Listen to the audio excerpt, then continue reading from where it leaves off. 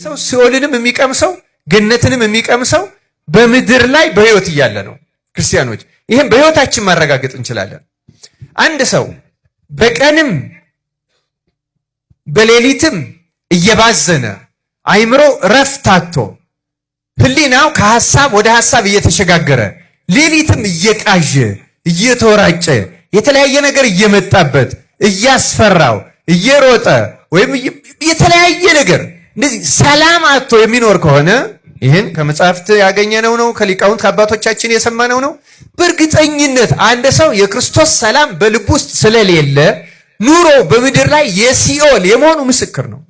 ክርስቲያኖች በምድር ላይ ሲኦል የሚባለው ረሃብ አይደለም፣ እስራትም አይደለም፣ በሽታም አይደለም፣ ሌላ ችግርም አይደለም። በራስ ውስጥ ያለ ሰላም ማጣት ያ ሲኦል ይባላል። ክርስቲያኖች ምልክትም ነው።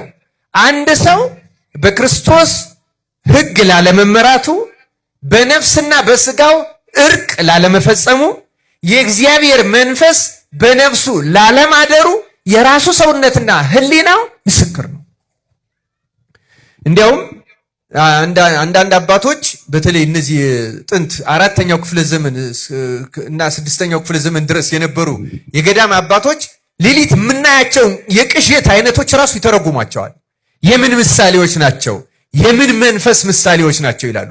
ለምሳሌ የእሳት፣ የግጭት፣ የተኩስ የነዚህ ምሳሌዎች የምን መንፈስ ምልክቶች ናቸው እያሉ ይተረጉማቸዋል።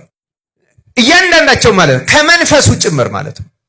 ከመንፈሱ ጭምር እና አንድ ሰው ሲኦልንም ገነትንም በምድር ላይ ነው የሚቀምሳት። ተረጋግተን የምንኖር ከሆነ የእግዚአብሔርን ቃል በአግባቡ የምንሰማ ለህሊናችን ሰላም ያለው ለመልካሙም ለክፉም የምንቀበለውን ነገር እግዚአብሔርን በማመስገን የምንቀበል የእግዚአብሔርን ሕግ የሚፈጽም ሰው ካለ መኝታው ራሱ ሰላማዊ ነው። ይሄ ጥርጥር የሌለው ነው። ሰላማዊ መኝታ ነው የሚተራው። ያ ሰው አሁን በምድር ላይ ገነትን ቀምሷታል። ለዚያ ነው በነገራችን ላይ አባታችን ሆይ ስንል በሰማያት የምትኖር ብለን ምንድን ስምህ ይቀደስ ካል በኋላ ምንድን ነው የምንለው? ምን እንላለን? መንግስትህ ትምጣ። መንግስትህ ማለት እኮ በእኛ ውስጥ አድራ ትኑር ነው። መንግስተ ሰማያት በመካከላችሁ ናት ብሏል።